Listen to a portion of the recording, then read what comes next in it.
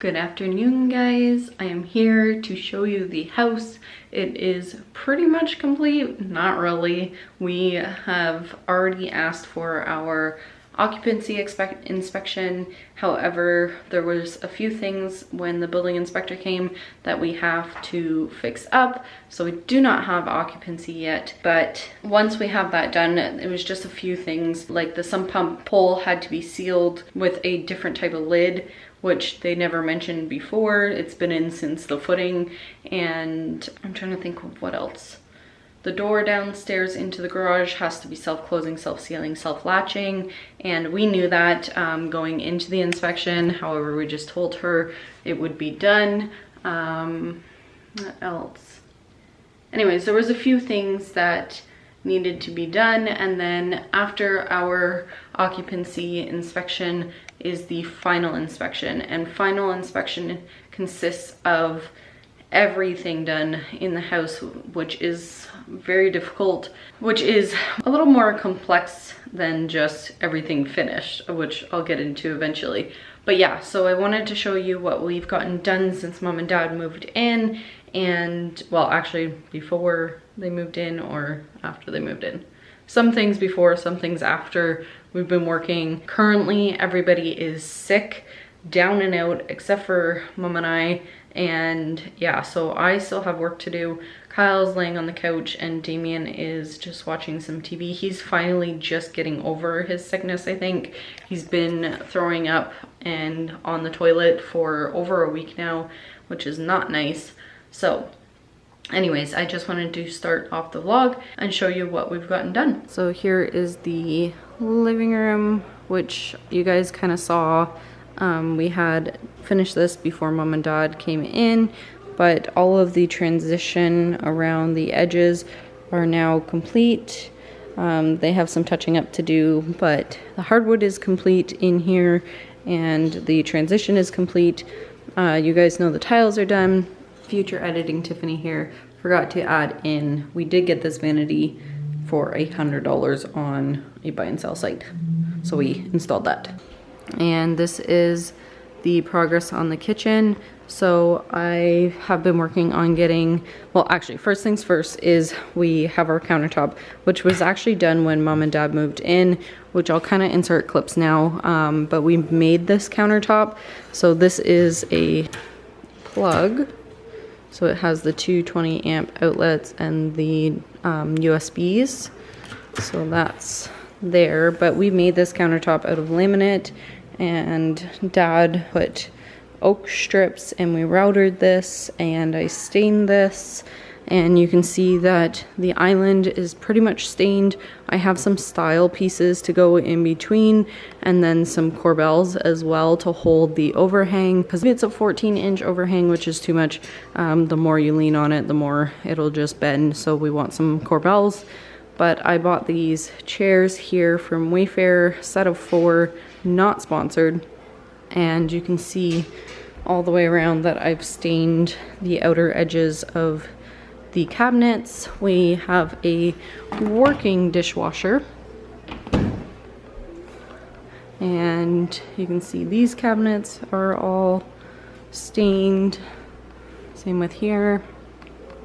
And we have been working on this, getting the range hood in. You can see these corbels here, they're gonna go there, and this will all be stained eventually, but this was part of occupancy, having the range hood. So sure enough, when the building inspector came, it was not sucking air like it was supposed to, and we had put screws in through the duct into the plastic piece where they show to put screws, and sure enough, it closes little flaps. It was so stupid.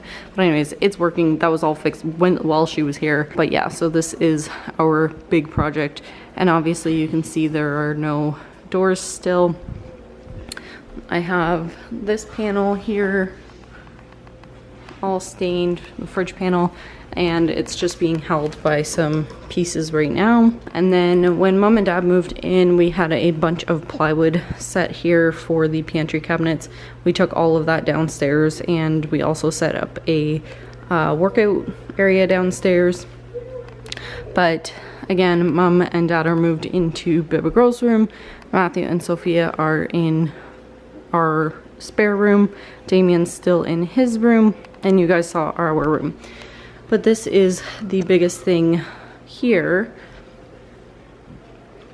And this is my office, so you can see the hardwood is complete and it is a functioning office somewhat. You can see I have some styrofoam down here just holding the chair up because I have to get like a mat or a carpet or something so it doesn't ruin the floors. I would love to get a different chair eventually. And I put up some curtains and that is currently a mess, but I have to get a cabinet here and fix up all these wires and stuff. But yeah, so I have my desk finally, and we also have the security cameras set up. So that's awesome. But that's my little desk area, and as you can see, it is not fully complete yet. I have some things that I want to hang on the walls, and again, I want to get either a carpet or a mat and a chair and some decor. But I wanted to show you the first thing that I got so far as a decor piece to put here. So this box is from Rose Forever, New York. Let's open it up. Oh wow! So I didn't know what one they were sending me, but little card. So pretty. So I haven't decided. I think I want this in my office, but it may go in our master bath. Rose Forever is a New York-based company established in 2019. It's so pretty. They make absolutely gorgeous rose boxes with 100% natural fresh roses, including from Ecuador, known for one of the best quality roses in the world. They only use natural oils to preserve them, which helps them last over a year. The bouquets are handcrafted by their professional rose artisans. The roses come in round, square, and heart-shaped boxes, many sizes ranging from 9 to 49 roses a box. The crystal box, like I have, also contain a drawer that you can put jewelry, makeup, or literally anything you want in. All Rose Forever boxes are covered in vegan suede and velvet, and the flowers are allergen free. I just want to thank Rose New York for sending me this. I gave them very vague information about what I liked, and I basically just said I'm okay with a black box, I'm okay with a crystal box, I'm okay with white or ivory or the gray roses, and they definitely hooked me up and sent me the most beautiful crystal box with the drawer. So if you want to get a box for yourself, or if you want to get this for somebody or have a look at their website, you can use my code Tiffany25 to get $25 off your purchase, site-wide, no conditions, and get $25 off at the checkout. So these are absolutely stunning, so beautiful. I think they're going to fit perfectly here in our ensuite. I do think they match much better here in the ensuite than in my office. And I'm actually super stoked to have this drawer to put my makeup in, because currently I have it on top of the counter in something that looks so messy, and while it's convenient, it isn't as beautiful as this. And I'm super excited to have this drawer because as much as it's convenient, it gets tucked away and most of it actually gets hidden by the beautiful real roses on top. So again, these roses last for over a year, taken care of properly, and that is why you can take it off. And obviously after the roses do go, you can utilize this box still, which is amazing. I think it's incredible. The craftsmanship of the box itself is beautiful, and the roses are just absolutely stunning. So thank you so much to Rose Forever New York, and let's get on to the rest of the video. Okay, hi guys. Today I wanted to talk about a couple different things, I guess, or one main thing with some underlying issues. The truth behind why this build is taking so long. One, obviously it is a huge house and it is a big undertaking. And obviously you've seen we don't have 15 different crews in here at one time doing different trades. and we have done the majority of it, all but 3 things ourselves. And the only things that we haven't done is the well, the septic, and even you guys saw we installed the tank once and the HVAC. And even then the fireplace unit was installed, but then we did the fireplace stone and everything ourselves. So behind that, there's another issue that we've been facing, and I haven't talked about it much. I don't really like to talk about it, but it is something very real and something that we're kind of struggling with right now.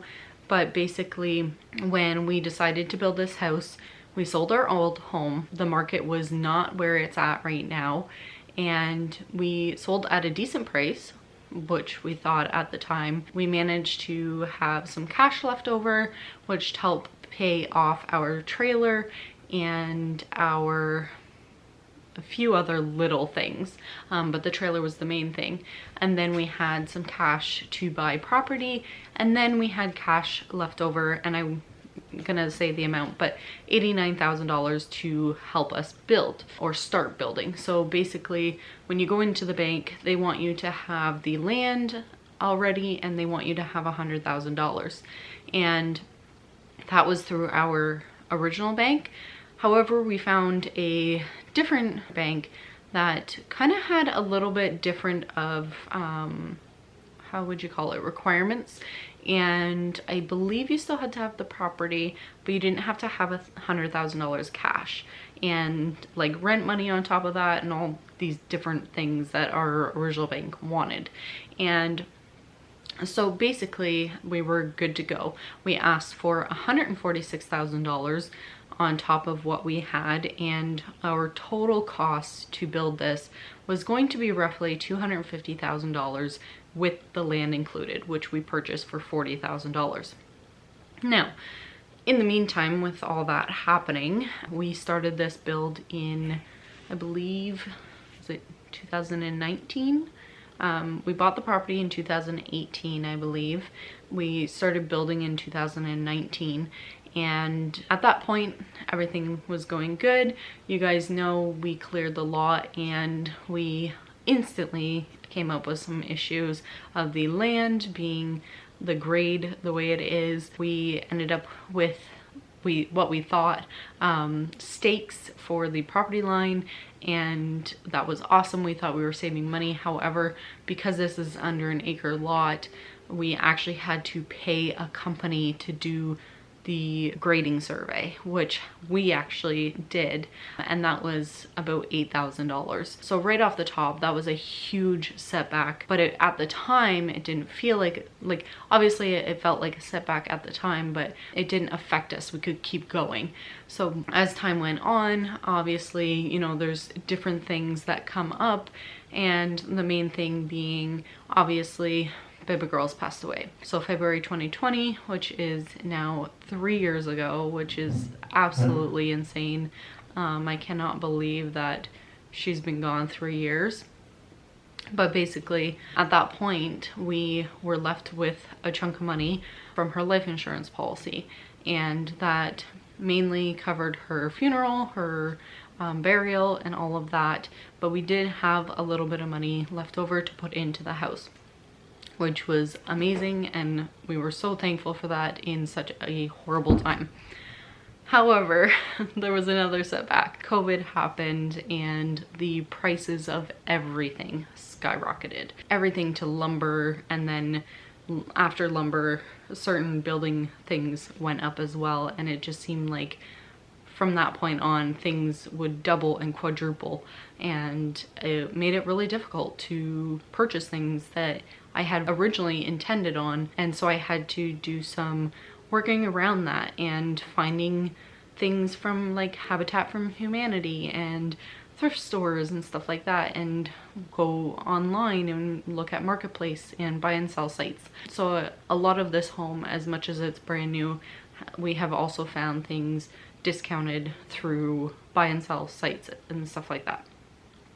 So moving on from that, not only did that hit us, that is kind of the main reason why it's taken us that long, but also the way the mortgage that we got it's called a builder's mortgage through our bank. And what happens is they ask for progress inspections. And so every so often, obviously when we first got a chunk of money, so that we asked for 146,000, we were approved for that, and originally they go off of your progress. So basically when they came and looked to see that we had a bunch of stuff done, like we pretty much had the trusses up and everything else before we asked for this mortgage, they were like, great, here's almost $90,000, I believe it was. But anyway, so basically they ask for progress reports or progress inspections, and every so often when you run out of money, you have to have an inspection done so that you can get more money. And again, keep in mind the first chunk was $90,000, and it took us a great deal of time. Now that we're down to past that point of needing all these inspections to get us ahead, we're getting to the point now where there's, like I said before, we're pretty much at occupancy, and there's not much really left to do. There's fine details basically, and more of cosmetic stuff really, because once you have occupancy on a home, it is fit to live in. And that's where it gets tough, is because my house insurance company wants final inspection, as well as our mortgage company, and they are doing a 10% holdback on our money to just in case there was any contractor fees or stuff like that. So they hold 10% of that 146,000 for 2 months after final. As you can see behind me, there is a curtain for our door, and that is because when I first priced out interior doors, they were about $53 a piece. Now they have gone up to $200 a piece or more. So right there you can see that the price of interior doors have quadrupled in price. And when I first originally talked to my mortgage company, they asked for a building material list, and I listed every single detail of this house and what it would cost. And it's hard because they're not taking into consideration, obviously, that COVID happened and prices changed that drastically in that short a period of time. So now we're left with very little money to achieve the things that we need to achieve left. And it makes it very difficult. So we are slowly getting more and more behind as time goes on, and the house insurance is almost like a mortgage payment because we don't quite have occupancy yet. But all these little things have held us from progressing as quickly as what we wanted. So I still have money from my mortgage that we are waiting on, and as time goes on, obviously I will get that money. But it just sucks because right now I'm currently paying twice on that amount. We use our line of credits, our credit cards, our like Home Depot cards and stuff like that, and we max those out to a point where we can no longer continue on, and we have no choice but to do a progress inspection with our mortgage. So that's kind of where we're at. But again, we are almost to occupancy and I can see it, but we're just this close. Yeah, I wanted to kind of fill you in. I've gotten a ton of questions in the past of like why it's taking you so long, and I've even seen comments of like, I can't wait to see you buy new furniture when your house is done. And I think because people see us from a screen, they don't realize we're just like you guys and we're trying our hardest. And we didn't do this because we had a lot of money. We did this because we had very little money, and we did what we could with that money. So yeah, we will not be buying all new furniture. As you can see, I built the bed frame because it's a cheaper way of doing it. But yeah, so I just wanted to kind of give you an update on that, where we're at. And this is being very open about the financial situation of the house.